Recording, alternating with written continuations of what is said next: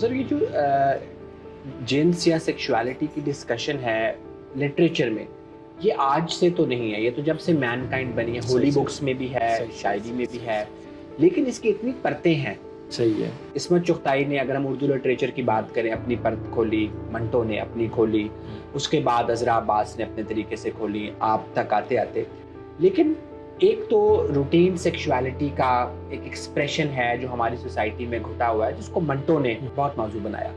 پھر انکنونشنل جو sexual practices ہیں، تو اس کو ڈسکس کرنا عصمت چغتائی نے لیٹ 1930s میں کیا تو طوفان برپا ہو گیا.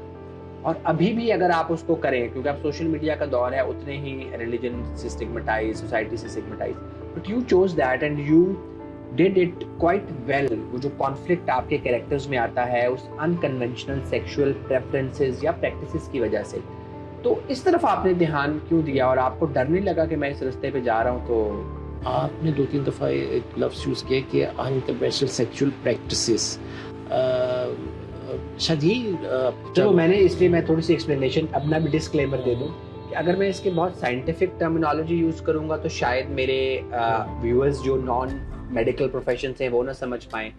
اگر میں اس کی لے مینج ٹرمینالوجی یوز کروں گا تو شاید اس پوڈ کاسٹ پہ فتوے لگ جائیں. صحیح. تو اس لیے میں نے ایک یہ درمیان کا رستہ. I hope you are getting my point. نہیں، میں کہنا ہی چاہ رہا ہوں، میں انکنونشنل پہ میں تھوڑی بات کرنا چاہ رہا ہوں، چونکہ آپ کے ساتھ کی جا سکتی ہے یہ بات کہ دیکھیں انکنونشنل، اب یہ بھی تو ڈیفائن کرنا بڑا مشکل ہے نا. یہ بھی تو ایک بڑی وہ ریلیونٹ، کیونکہ وہ بیماری نہیں ہے کہ میں کہہ دوں اب نارمل ہے. ہاں صحیح. لیکن وہ بھی نہیں ہے جو 10 میں سے 9 لوگ کرتے ہیں. دیکھیں کہ ہماری خاص طور پہ شاعری میں جو فارسی سے جب غزل آئی آبرو کے زمانے میں اور وہ سارا میر تقی کے زمانے میں، تب دلی میں، لکھنؤ میں اور مشاعروں میں یہ ایک فیشن تھا.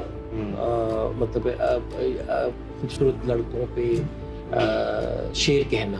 اچھا، یہ غالب نے بھی میر نے کہا، بہت کہا، ابرو نے بہت کس نے نہیں کہا. ایون اقبال کے ہاں بھی ہمیں ملتا ہے اشارے ان چیزوں کے. تو دیٹ ڈزنٹ مین کہ وہ سب پریکٹس میں تھے.